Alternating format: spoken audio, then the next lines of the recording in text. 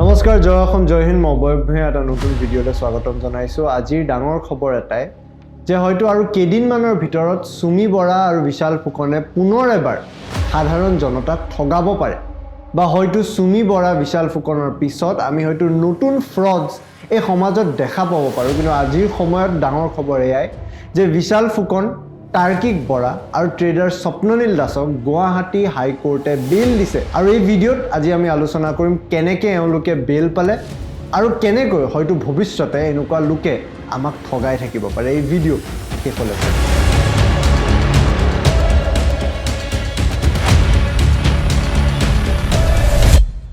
নৱেম্বৰ ২৬ তাৰিখে দুপৰীয়াৰ ভাগত গুৱাহাটী হাইকোৰ্টৰ ফালৰ পৰা জামিন দিয়া হ'ল বিশাল ফুকন, স্বপ্ননীল দাস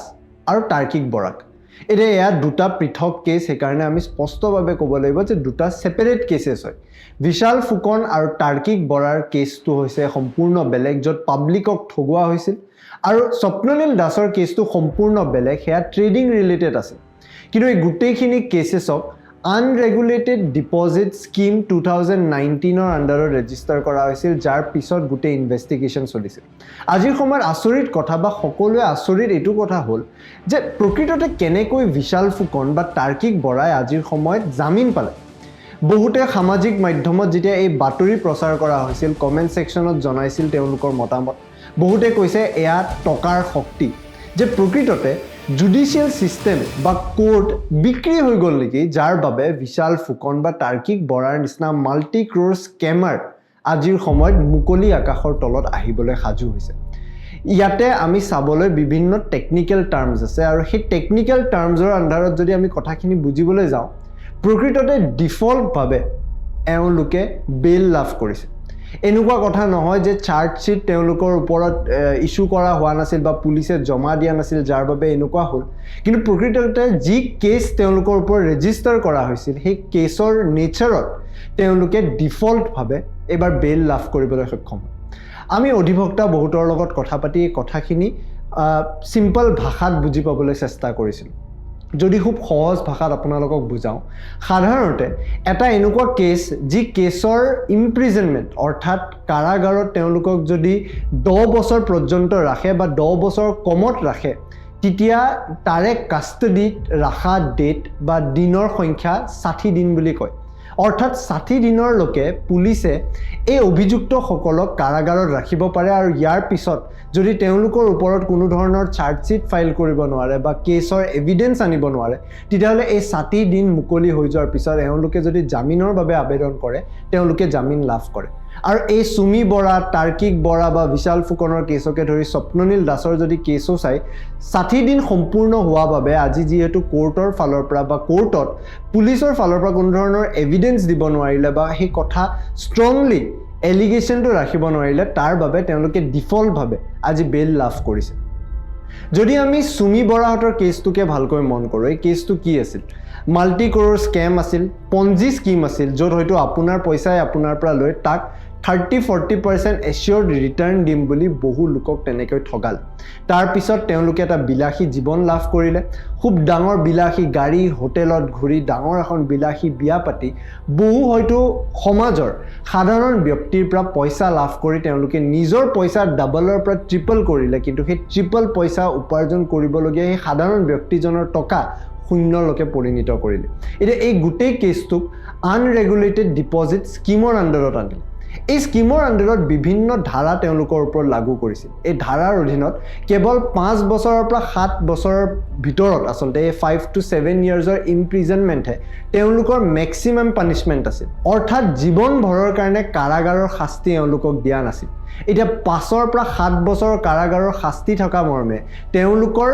ধাৰাটো অৰ্থাৎ 10 বছৰ যিহেতু তলত আছিল, তেওঁলোকৰ মেক্সিমাম কাষ্টডিত থকা সময় 60 দিনৰ হয়। এতিয়া সুমি বৰা এৰেষ্ট হোৱা দিনটো যদি আমি মনত কৰোঁ, যদি ভুল হোৱা নাই 12 ছেপ্টেম্বৰ তাৰিখে হৈছিল। 12 ছেপ্টেম্বৰ, আজি আমি নৱেম্বৰৰ প্ৰায় শেষত আছোঁ। 2 মাহ যিহেতু উকলিল, সেইকাৰণে জামিন যিহেতু লাভ কৰিবলৈ তেওঁলোকে আবেদন কৰিলে, তেওঁলোকে হয়তো জামিন লাভ কৰিল। সেই কেছ আজিৰ সময়ত বিশাল ফুকন আৰু তাৰ্কিক বৰাৰ ওপৰতো লাগু হয়। স্বপ্ননীল দাসৰ কেছটো একে এতিয়া বিশাল ফুকনৰ কেছটো আছিল যে পাব্লিকৰ পৰা তেওঁলোকে পইচা সংগ্ৰহ কৰি নিজৰ পইচা ডাবল কৰিম বুলি কৈছিল কিন্তু স্বপ্ননীল দাসৰ কেছটো কমপ্লিট পৃথক আছিল এতিয়া সুমি বৰাহঁতৰ কেছটোত যদি অভিযোগে আহি পালে কথাখিনি মুকলিভাৱে সন্মুখত ৰাখিব লাগে তেনেহলে যিসকল ভুক্তভোগী আছে অৰ্থাৎ যাৰ পৰা টকা পইচা লৈ পালে সুমি বিশাল বা তাৰ্কিকে পইচা ডাবল কৰিম বুলি তেওঁলোকে প্ৰতিশ্ৰুতি দিছিল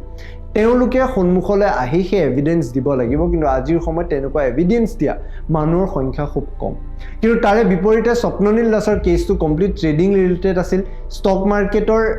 মেনিপুলেশ্যন বুলি ক'ব লাগিব যদিও এক্সেক্টলি মেনিপুলেশ্যন নহয় কিন্তু ষ্টক মাৰ্কেট ৰিলেটেড আছিল ইয়াতে কোনো পাব্লিকৰ টকা লৈ পালে পাব্লিকৰ টকা ডাবল ট্ৰিপল কৰিম বুলি প্ৰতিশ্ৰুতি দিয়া নাছিল সেই মৰ্মে স্বপ্ননীল দাসৰ ওপৰত ইমানখিনি চাৰ্জ শ্বীটতে হওক বা অভিযোগে হওক ইমান কঠোৰ হোৱা নাছিল যাৰ বাবে তেওঁ জামিন পোৱাটো এক সাধাৰণ কথা হৈছে তাৰ মানে এই গোটেই কেছটোত আমি বুজি পাওঁ যে কেৱল মাত্ৰ ডিফল্টভাৱে তেওঁলোকে কাৰাগাৰত 60 দিনৰ বেছি থকাৰ বাবে আজি তেওঁলোকে যেতিয়া জামিনৰ বাবে আবেদন কৰিছে তেওঁলোকে জামিন লাভ কৰিছে কিন্তু সিবিআই যেতিয়া কেছটো ল'ল এই কেছটো লোৱাৰ সময়ও বহুত লেট হ'ল তাৰ পিছত আমি জানা মতে বিএনএছৰ তেওঁলোকে 409 নম্বৰ ধাৰাটো লগাইছিল যি ধাৰাৰ শাস্তি জীৱনভৰৰ কাৰাগাৰ হয় এতিয়া এই কথা যিহেতু দেৰিকে তেওঁলোকৰ ওপৰত ধাৰাটো লগোৱা হ'ল সেইবাবে তেওঁলোকে হয়তো আজি 60 দিন উকলাৰ বাবে তেওঁলোকে জামিন ল'বলৈ সক্ষম হৈছে এতিয়া সুমি বৰাই আজি পৰ্যন্ত জামিন লাভ কৰা নাই কিন্তু হয়তো 15 দিনৰ পিছত আমি দেখা পাম সুমি বৰাও জামিন লাভ কৰিব পাৰে আৰু হয়তো তাৰে 15 দিন পিছত আমি দেখা পাম সুমি বৰাকে ধৰি বিশাল ফুকনৰ নিচিনা বিভিন্ন ফ্ৰড আহি সমাজৰ সাধাৰণ লোকৰ পইচা লুটিপটি নিজে এটা বিলাসী জীৱন কটাই আছে এনেকুৱা ধৰণৰ ঘটনাৰ উদাহৰণ আমাৰ সমাজত শেষ নহয় যেতিয়া সুমি বৰাৰ ঘটনাটো হৈছিল সেই ঘটনা হওঁতে আমি সক্ৰিয়ভাৱে মাত মাতিছিলোঁ সুমি বৰাকে ধৰি বিশাল ফুকনকে ধৰি সাধাৰণ জনতাই মাত মাতিছিল যে কঠোৰ শাস্তি হ'ব লাগে কিন্তু ন্যায়ৰ হয়তো এই গ্ৰে স্পটটোৰ কাৰণে আজি এওঁলোকৰ ওপৰত উচিত শাস্তি নহয় তেওঁলোকে হয়তো জামিন লাভ কৰি মুকলি আকাশৰ তলত ঘূৰিব পাৰে কিন্তু ইয়াতে এটা খুব ইণ্টাৰেষ্টিং পইণ্ট আছে আনৰেগুলেটেড ডিপজিট স্কেমৰ আণ্ডাৰত যদি তেওঁ যি অভিযুক্ত আছে সেই অভিযুক্তৰ যদি কিবা বস্তু বা গাড়ী বা প্ৰপাৰ্টি সিজ কৰা হৈছিল এই সিজ কৰা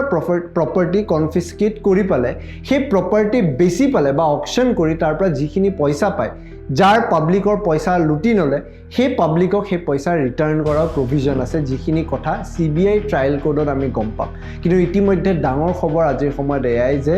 কেৱল ধাৰা শক্তিশালী নোহোৱাৰ বাবে সুমি বৰা বিশাল ফুকন তাৰ্কিক বৰা স্বপ্ননীল দাস আজিৰ সময়ত মুকলি আকাশৰ তলত আছে নেকি আজিৰ সময়ত এই দুটা কেছক স্বপ্ননীল দাসৰ বেলেগ সুমি বৰাৰ কেছটো বেলেগ দুটাকে পৃথকভাৱে চোৱাটো দৰকাৰী যিহেতু 60 দিন উকলি যিহেতু ইমপ্ৰিজনমেণ্টৰ সময় 10 বছৰতকৈ কম আছিল সেইবাবে ডিফল্টভাৱে আজি তেওঁলোকে জামিন লাভ কৰিবলৈ সক্ষম হৈছে কিন্তু যদি তেওঁলোকৰ ধাৰাত 10 বছৰতকৈ অধিক সময় বা জীৱনভৰৰ বাবে যদি শাস্তি তেওঁলোকে পালে হয় তেওঁলোকে হয়তো 60 দিনতকৈ বেছি সময় কাষ্টডিত থাকিবলগীয়া হয় আমি এইটো কথা জানো যে not guilty until proven guilty অৰ্থাৎ ট্ৰায়েল চলি থকা সময়ত তেওঁলোক গিল্টি নহয় যেতিয়ালৈকে তেওঁলোকক গিল্টি বুলি প্ৰমাণিত নকৰে আৰু ঠিক একেধৰণে একেটা মৰ্মে বা একেটা সূত্ৰত আমি এই কথাটো গম পাওঁ যে আজিৰ সময়ত সুমি বৰাৰ বিশাল ফুকন বা তাৰ্কিক বৰাকে ধৰি তেওঁলোকে জামিন লাভ কৰিবলৈ সক্ষম হ'ল স্বপ্ননীল দাসে জামিন লাভ কৰিবলৈ সক্ষম হ'ল এটা ভয় লগা কথা এয়াই যে ন্যায় এনেকুৱা ধাৰাৰ এনেকুৱা কথা শুনি হয়তো সমাজত আজিৰ সময়ত এনেকুৱা ফ্ৰড কেছেছ অনাগত দিনত আমি আৰু বহু দেখিম কিন্তু এনেকুৱা ধৰণৰ কেছেছৰ লগত সক্ৰিয়ভাৱে ডিল কৰিবলৈ কিবা উপায় আছেনে